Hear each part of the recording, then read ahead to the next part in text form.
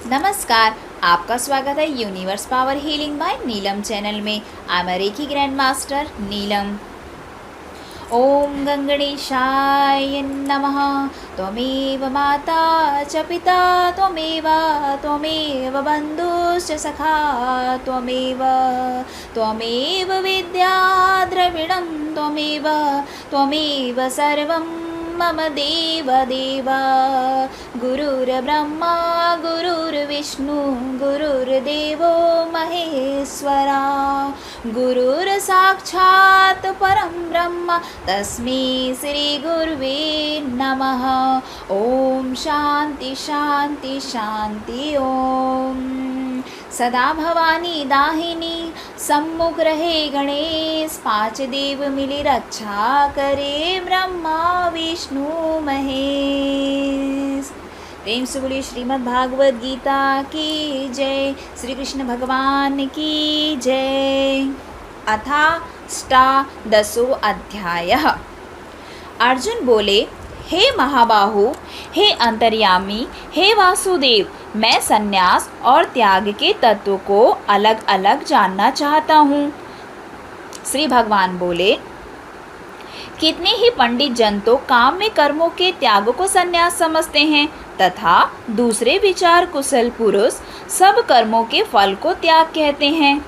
कई विद्वान तो ऐसा कहते हैं कि कर्म मात्र दोषयुक्त है, इसलिए त्यागने योग्य है, तथा दूसरे विद्वान यह कहते हैं कि यज्ञ, दान और तपरूप कर्म त्यागने योग्य नहीं है। हे पुरुषश्रेष्ठ अर्जुन, संन्यास और त्याग इन दोनों में से पहले तू त्याग के विषय में मेरा पूरा निश्चय सुन, क्योंकि त्याग सात्विक, राजस और तामस भेदों से 3 प्रकार का है। यज्ञ, दान और तप रूप कर्म त्याग करने के योग्य तो बिल्कुल नहीं है, बल्कि वह तो अवश्य मनुष्य का कर्तव्य है, क्योंकि यह यज्ञ, दान और तपस्या ये तीनों ही कर्म बुद्धिमान पुरुषों को पवित्र करने वाले हैं। इसलिए हे पार्थ, इन यज्ञ, दान और तप रूप कर्मों को तथा और भी संपूर्ण कर्तव्य कर्मों को आसक्ति और फलों का त्याग करके अवश्य करना चाहिए। यह मेरा निश्चय किया हुआ उत्तम मत है। निषिद्ध और काम्य कर्मों का तो स्वरूप से त्याग करना उचित ही है, परंतु नियत कर्म का स्वरूप से त्याग करना उचित नहीं है। इसलिए मोह के कारण उसका त्याग कर देना तामस त्याग कहा गया है। जो कुछ कर्म है वह सब दुख रूप ही है, ऐसा समझकर यदि कोई शारीरिक क्लेश के भय के कारण कर्तव्य कर्मों का त्याग कर देता है तो वह ऐसा त्याग करके राजस त्याग कहा जाता है। हे अर्जुन, जो शास्त्र विहित कर्म करना ही कर्तव्य है, इसी भाव से आसक्त और फल का त्याग करके किया जाता है, वही त्याग सात्विक त्याग कहा जाता है। जो मनुष्य अकुशल कर्म में तो द्वेष नहीं करता और कुशल कर्म में आसक्त नहीं होता, वह शुद्ध सत्वगुण से युक्त पुरुष, संशय रहित, बुद्धिमान और सच्चा त्यागी है। क्योंकि शरीरधारी किसी भी मनुष्य द्वारा संपूर्णता से सब कर्मों का त्याग किया जाना साध्य नहीं है। इसलिए जो कर्म फल का त्यागी है वही असली त्यागी है, यह कहा जाता है। कर्म फल का त्याग न करने वाले मनुष्यों को उसके कर्मों के द्वारा अच्छा बुरा मिला हुआ फल मिलता है। ऐसे 3 प्रकार का फल मरने के पश्चात अवश्य होता है, किंतु कर्म फल का त्याग कर देने वाले मनुष्यों के कर्मों का फल किसी भी काल में नहीं होता। हे महाबाहु, संपूर्ण कर्मों की सिद्धि के ये 5 हेतु कर्मों का अंत करने के लिए उपाय बतलाने वाले सांख्य शास्त्र में कहे गए हैं, उनको तू मुझसे भली भांति जान। इस विषय में अर्थात कर्मों की सिद्धि में अधिष्ठान और कर्ता तथा भिन्न भिन्न प्रकार के कारण एवं नाना प्रकार की अलग अलग चेष्टाएं, वैसे ही 5वां हेतु दैव्य हैं। मनुष्य मन, वाणी और शरीर से शास्त्रानुकूल अर्थात विपरीत जो कुछ भी कर्म करता है उसके ये 5 कारण हैं। परंतु ऐसा होने पर भी जो मनुष्य अशुद्ध बुद्धि होने के कारण उस विषय में यानी कर्मों के होने में केवल शुद्ध स्वरूप आत्मा को कर्ता समझता है, वह मलिन बुद्धि वाला अज्ञानी यथार्थ नहीं समझता है। जिस पुरुष के अंतःकरण में मैं करता हूँ ऐसा भाव नहीं है तथा जिसकी बुद्धि सांसारिक पदार्थों में और कर्मों में लिपायमान नहीं होता है, वह पुरुष इन सब लोगों को मारकर भी वास्तव में न तो मरता है और न पापों से कभी बंधता है। ज्ञाता, ज्ञान और ज्ञेय ये 3 प्रकार के कर्म, प्रेरणा और कर्ता, करण तथा क्रिया ये 3 प्रकार के कर्म संग्रह हैं। गुणों की संख्या करने वाले शास्त्र में ज्ञान और कर्म तथा कर्ता गुणों के भेद से 3-3 प्रकार के ही कहे गए हैं। उनको भी तू भली भांति मुझसे सुन। जिस ज्ञान से मनुष्य अलग अलग सब भूतों में एक अविनाशी परमात्मा को विभाग रहित संभाव से स्थित देखता है, उस ज्ञान को तू सात्विकी ज्ञान समझ। किंतु जो ज्ञान अर्थात जिस ज्ञान के द्वारा मनुष्य सब भूतों में भिन्न भिन्न प्रकार के नाना भावों को अलग अलग जानता है, उस ज्ञान को तू राजस ज्ञान जान। परंतु जो ज्ञान एक कार्यरूप शरीर में ही संपूर्ण सदृश अर्थात आसक्त है तथा जो बिना युक्त वाला तात्विक अर्थ से रहित और तुच्छ है, वह ज्ञान तामस ज्ञान कहा गया है। जो कर्म शास्त्र विधि से नियत किया गया हुआ और कर्तापन के अभिमान से रहित हो तथा फल न चाहने वाले पुरुषों द्वारा बिना राग द्वेष के किया गया हो, वह सात्विकी कहा जाता है।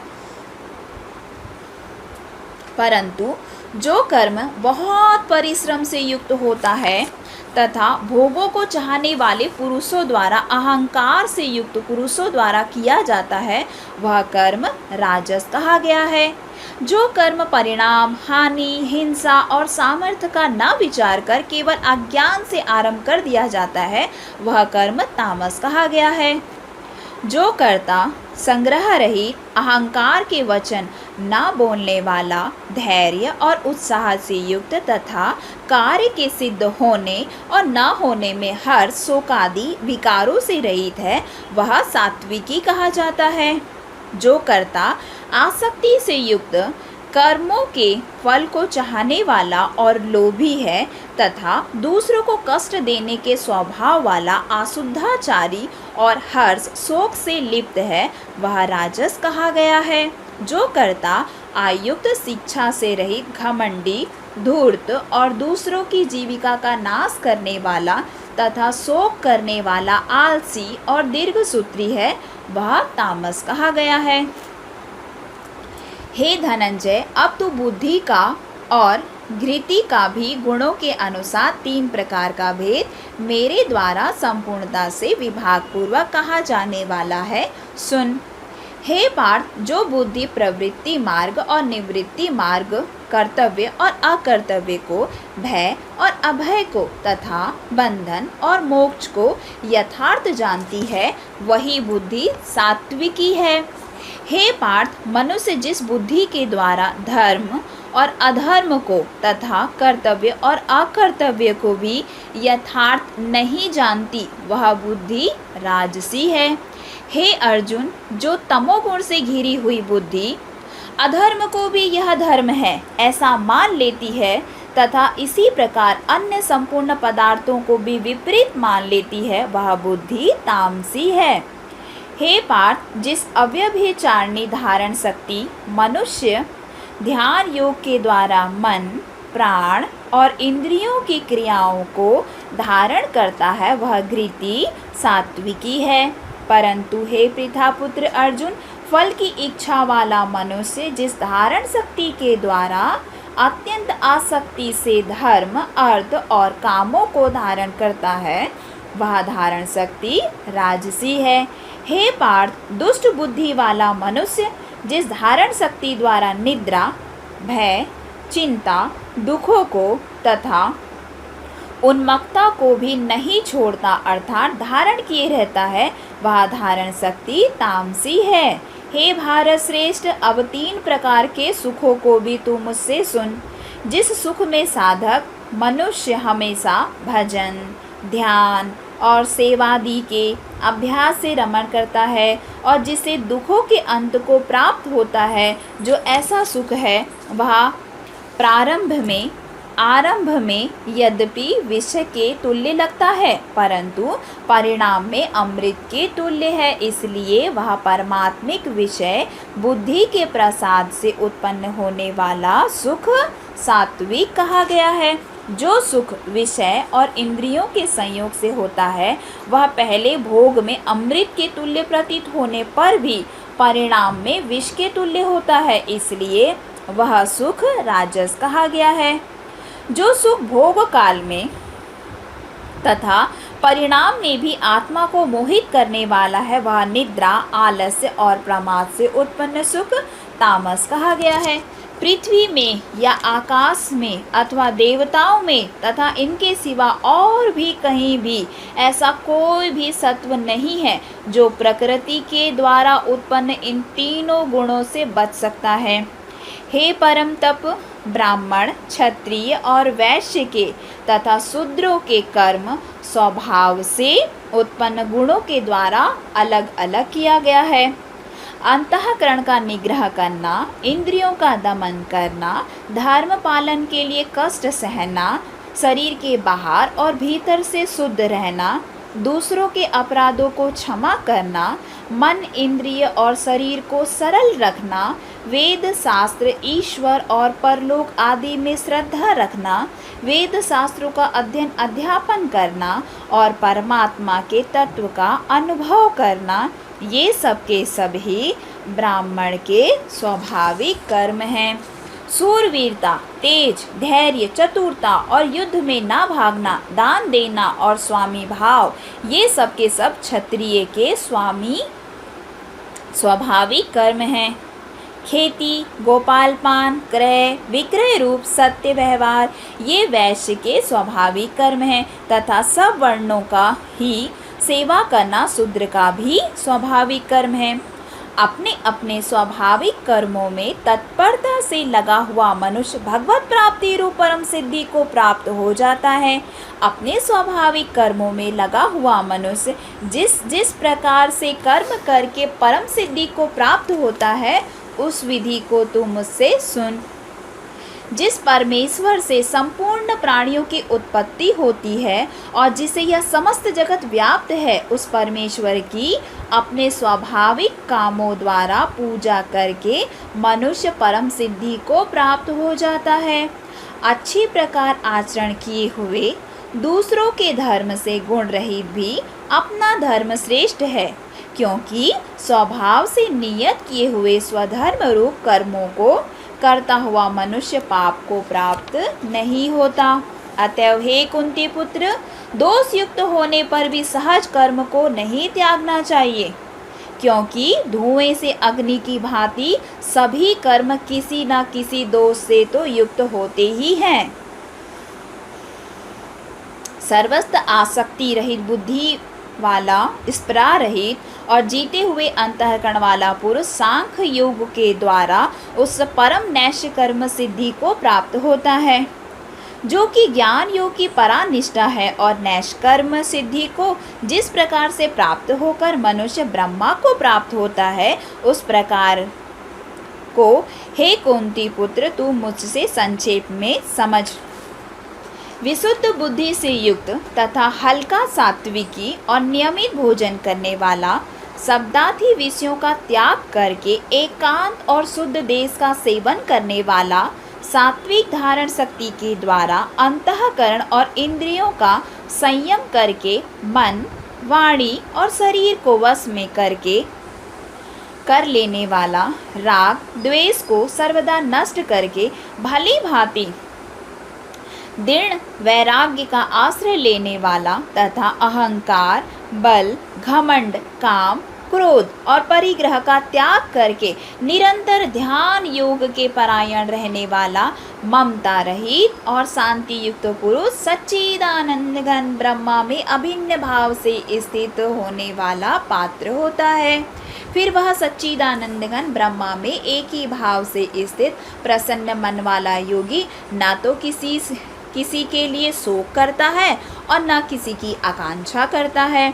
ऐसा समस्त प्राणियों में संभाव वाला योगी मेरी पराभक्ति को प्राप्त हो जाता है। उस पराभक्ति के द्वारा वह मुझ परमात्मा को मैं जैसा हूँ, जितना हूँ, ठीक वैसा का वैसा तत्व से जान लेता है तथा उस भक्ति से मुझको तत्व से जानकर तत्काल ही मुझ में प्रविष्ट हो जाता है। मेरे परायण हुआ कर्म योगी तो संपूर्ण कर्मों का सदा करता हुआ भी मेरी ही कृपा से सनातन अविनाशी परम पद को प्राप्त हो जाता है। सब कर्मों को मन से मुझ में अर्पण करके तथा समबुद्धि रूप योग को अवलंबन करके मेरे परायण और निरंतर मुझ में चित्त वाला हो। उपयुक्त प्रकार से मुझ में चित्त वाला होकर तू मेरी कृपा से समस्त संकटों को अनायास ही पार कर जाएगा। यदि तू अहंकार के कारण मेरे वचनों को नहीं सुनेगा तो नष्ट हो जाएगा, अर्थात परमार्थ से भ्रष्ट हो जाएगा। तू जो ये अहंकार का आश्रय लेके यह मान रहा है कि मैं युद्ध नहीं करूँगा, तो तेरा यह निश्चय गलत है, क्योंकि तेरा स्वभाव तुझे जबरदस्ती युद्ध में लगा देगा। हे कुंती पुत्र, जिस कर्मों को तू मोह के कारण करना नहीं चाहता है, उसको भी तू अपने पूर्वकृत स्वाभाविक कर्मों से बंधा हुआ परवश होकर करेगा। हे अर्जुन, शरीर रूप यंत्र में आरूढ़ हुए संपूर्ण प्राणियों को अंतर्यामी परमेश्वर अपनी माया से उनके कर्मों के अनुसार भ्रमण कराता हुआ सब प्राणियों के हृदय में स्थित है। हे भारत, तू सब प्रकार से उस परमेश्वर की ही शरण में जा। उस परमात्मा की कृपा से ही परम शांति को और सनातन परम धन को प्राप्त होगा। इस प्रकार यह गोपनीय से भी अति गोपनीय ज्ञान मैंने तुझसे कह दिया है। अब तू इस रहस्य युक्त ज्ञान को पूर्णता भली भांति विचार कर जैसा चाहता है वैसा कर। पर संपूर्ण गोपनीयों से भी अति गोपनीय मेरे परम रहस्य युक्त वचनों को तू फिर सुन। तू मेरा अतिशय प्रिय है, इससे यह परम हित कारक वचन मैं तुझसे कहूँगा। हे अर्जुन, तू मुझ में मन वाला हो, मेरा भक्त बन, मेरा पूजन करने वाला हो, मुझको प्रणाम कर। ऐसा करने से तू मुझको ही प्राप्त होगा। यह मैं तुझसे सत्य प्रतिज्ञा करता हूँ, क्योंकि तू मेरा अत्यंत प्रिय है। संपूर्ण धर्मों को अर्थात संपूर्ण कर्तव्य कर्मों को मुझ में त्याग कर तू केवल एक मुझ सर्वशक्तिमान सर्वाधार परमेश्वर की शरण में आ जा। मैं तुझे संपूर्ण पापों से मुक्त कर दूंगा, तू शोक मत कर। तुझे यह गीता रूप रहस्य युक्त उपदेश किसी भी काल में न तो तप रहित मनुष्य से कहना चाहिए और न ही भक्ति रहित मनुष्य से कहना चाहिए, ना तो बिना सुनने वाले की इच्छा वाले से ही कहना चाहिए, तथा जो मुझ में दोष दृष्टि रखता है उससे तो कभी भी नहीं कहना चाहिए। जो पुरुष मुझ में परम प्रेम करके इस परम रहस्य युक्त गीता शास्त्र को मेरे भक्तों में कहेगा, वह मुझको ही प्राप्त होगा, इसमें कुछ भी संदेह नहीं है। उससे बढ़कर मेरा प्रिय कार्य करने वाला मनुष्यों में कोई भी नहीं है, तथा पृथ्वी भर में उससे बढ़कर मेरा प्रिय दूसरा कोई मनुष्य भविष्य में होगा भी नहीं। जो पुरुष इस धर्म में हम दोनों के संवाद रूप गीता शास्त्र को पढ़ेगा, उसके द्वारा भी मैं ज्ञान यज्ञ से पूजित होऊंगा, ऐसा मेरा मत है। जो मनुष्य श्रद्धा युक्त होकर दोष दृष्टि से रहित होकर इस गीता शास्त्र को सुनेगा, वह भी पापों से मुक्त होकर उत्तम कर्म करने वाले श्रेष्ठ लोगों को प्राप्त होगा। हे पार्थ, क्या इस गीता शास्त्र को तूने एकाग्र चित्त से श्रवण किया? और हे धनंजय, क्या तेरा अज्ञान जनित मोह नष्ट हो गया? अर्जुन बोले, हे अच्युत, आपकी कृपा से मेरा मोह नष्ट हो गया है और मैंने स्मृति प्राप्त कर ली है।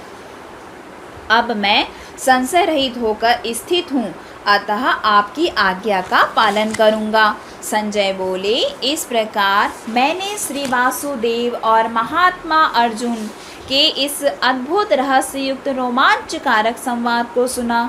श्री व्यास जी की कृपा से दिव्य दृष्टि पाकर मैंने इस परम गोपनीय योग को अर्जुन के प्रति कहते हुए स्वयं योगेश्वर भगवान श्री कृष्ण से प्रत्यक्ष सुना है।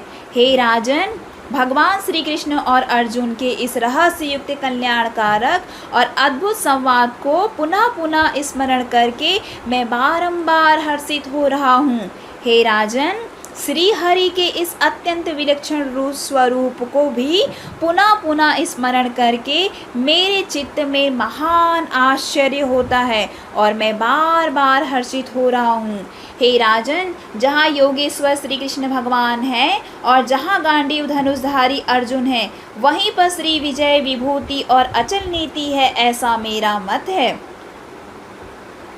ओम तत्सदिति श्रीमद्भागवत गीता सुपनिषत्सु ब्रह्म विद्यायां योग शास्त्रे श्री कृष्ण अर्जुन संवादे मोक्ष संन्यास योगो नामाष्टदशोऽध्याय संपूर्ण।